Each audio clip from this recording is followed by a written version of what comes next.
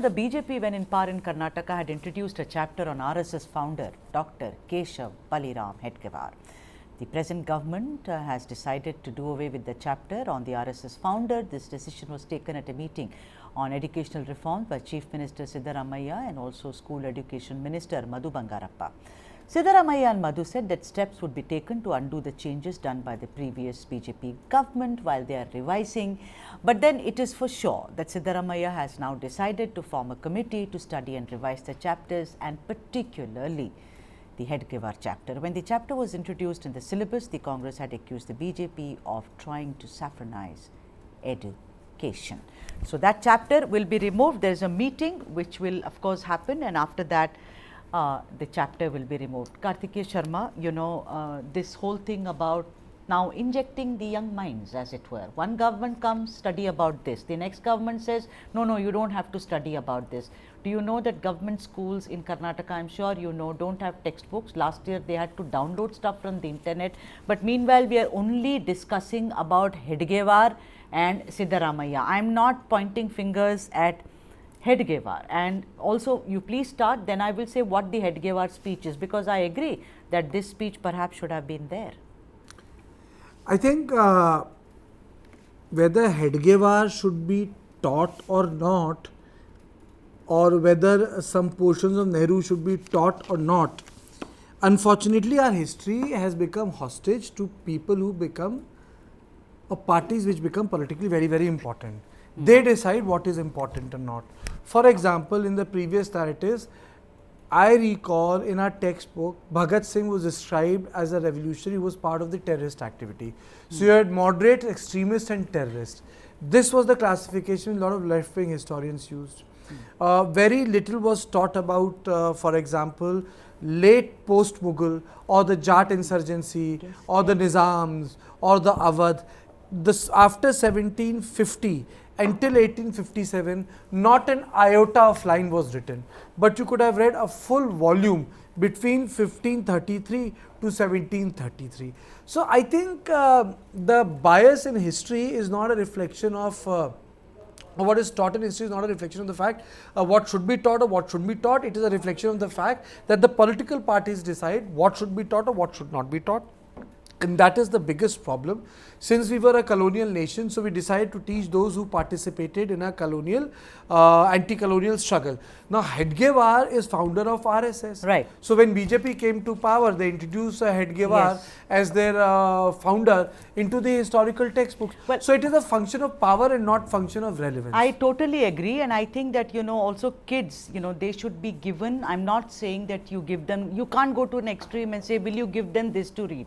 But overall, class 10 kids, I think I had a choice, I read all kinds of stuff, but finally I made a choice that this is what I like. Meanwhile, Kartikeya, let me point out what the chapter says. In Kannada, it says, Nijavada Adarsha Purusha Yaraga Beku, which means who should be a true role model. And here, Dr. Hedgewar talks about, he says, you don't have humans as role models. Eschew that, avoid that. You should find your role models in principles. That is more important. Now, I don't think there is anything wrong with it. There is no indoctrination here. There is no the fear of the Congress of Hindutva. After all, there are speeches by Savarkar, even Golwalkar, Sudarshan. There are some speeches which are very, very enlightening. And I don't think that this kind of all the time playing politics over learning is something which is really now getting out of hand, I think.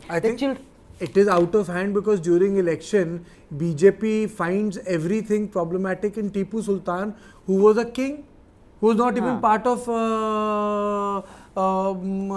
nationhood. He was not even part of the freedom struggle. He was like any other king. He was like any Hindu Muslim king. He was just a king. He was as bigoted as any other of his counterpart. Okay, let me put it this way. We talk about conservatism. How do those dynasties in Rajasthan, where are the children married? Are they married into OBC dynasties? No, they are not. Okay, there is a bigger dynasty in Madhya Pradesh. How come there is no intermarriage which takes place between them? Why that big dynasty and whose scion of theirs, whose son, who's a minister in this government, why marriages take place in Nepal? That's because the grandmother was Nepali. No, because it's the difference. between the upper caste and the OBC. The intermarriage does not take place. So orthodoxy functions on the basis of religion. It also functions on the basis of caste. Saying that and setting it aside, I would say what Hedgewar said or what other people said is irrelevant. Problem is that historians do not decide what to be taught and what not to be taught. Politicians are deciding. And bureaucrats. Yesterday, bureaucrat. First Yedurappa will decide. Then Siddaramaiah will decide. Yes, absolutely. None of them are historians. And even in our historicity, we have a problem. There is no political consensus in the Indian historical department. Either you are a left wing or you are a right wing. The problem lies in us. We have not been able to resolve what this country stands for. And that is why there is a fight. Those things which Nehru and other people could not resolve or Ambedkar could not resolve found themselves in the directive principles, and everything which is in directive principle is being taken out and is being made into a law. Cow slaughter. Yes. Article 370. Yes. Yeah. Yeah, you're absolutely right. Reservation for scheduled tribes and scheduled castes. Absolutely. Why were they in directive principles? Because there was no consensus. I think the large problem is that in this country we have not been able to, unlike 5 revolutions, French revolutions, every revolution they decide the character of the state after killing thousands of people. In India, that has thankfully not happened. We didn't have first revolution, second revolution, counter revolution. We didn't have that any of that sort. Right. So what is happening is we contest. We contest with Hedgewar. We contest with Tipu Sultan. We contest in the Parliament of India. We have the photograph of Ashoka with the Nepalis contest. You see, the thing is that if the politicians are saying that this party or that party is trying to brainwash the children, look at this image. The politicians are the biggest one who brainwash the minds of people, because if you look at Hedgewar and if you follow a particular ideology, you have a particular imagery. By the way, the man was from Telangana and he settled in Maharashtra. He was a very brilliant man. Of course, of his doctorate degree, I am not going into it, but I want, ladies and gentlemen, for you to hear what he said in that speech. He said, he speaks about that, this man speaks about that, okay, you don't have to really make a man your ideal. He also says, and this is Kartikeya very interesting, he says, however, he observes, that is doctor, observes that in cases such as Krishna or even Lord Rama, the person is often elevated to be God, further complicating people's perceptions towards being the perfect being. So look at this.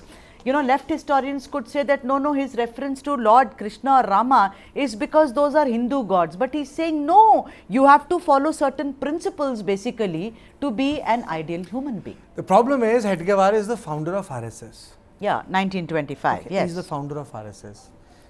Congress has a problem with RSS. Congress banned RSS thrice. This government hates Congress, and especially Nehru Gandhi's. Because they feel that they were instrumental in not only banning RSS, they were instrumental in creating an image of RSS. They feel that they stigmatized RSS. That is why entire new BJP stigmatizes Nehru Gandhi family. Why is Prime Minister attacking Nehru Gandhi family so directly? Right. Because as an RSS person, he feels that this is how RSS was stigmatized. That is why what we witness is politics of stigma. जो भरा है वो मिल रहा है वापस आपको, सूद समेत, वो सूद समेत वापस आ रहा है. तो जो हेडगेवार की है, अब सरकार आ गई है सिद्धरमैया की, तो बोलेंगे नहीं पढ़ाएंगे हेडगेवार. वही तो ना, येदुरप्पा आएंगे बोलेंगे नहीं जी हेडगेवार नहीं पढ़ाएंगे, गुरुजी को भी पढ़ाएंगे. Imagine that poor kid who must have mugged all this speech, and now you're saying it's out of syllabus. I mean, you remember when things went out of syllabus in things that you were good at, and one of the reasons that it happens time and again that history is not taken to be an interesting subject, it's because of these kind of shenanigans time and again. Because history has become contested. It is contested. It is contested. They also comment on Romila Thapar again and again and said that it should not be taught, So the thing is that the slugfest goes on, but who suffers?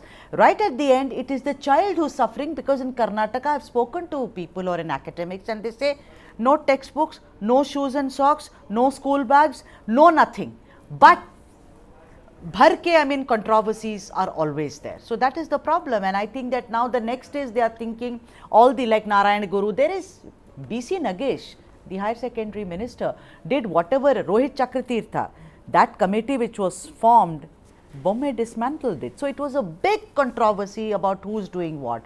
So I think in the slugfest between saffronization and so-called liberalism, It's the children whose minds are getting totally, you know. I don't disagree with you, but I don't think it's anywhere going out of our public discourse, and I don't think it is getting resolved because there is no consensus. Right. Okay. There is no consensus. Absolutely. And it's good, no, sometimes not to have consensus like you and I did not have on Kriti Sen. Absolutely, we cannot have a consensus on that.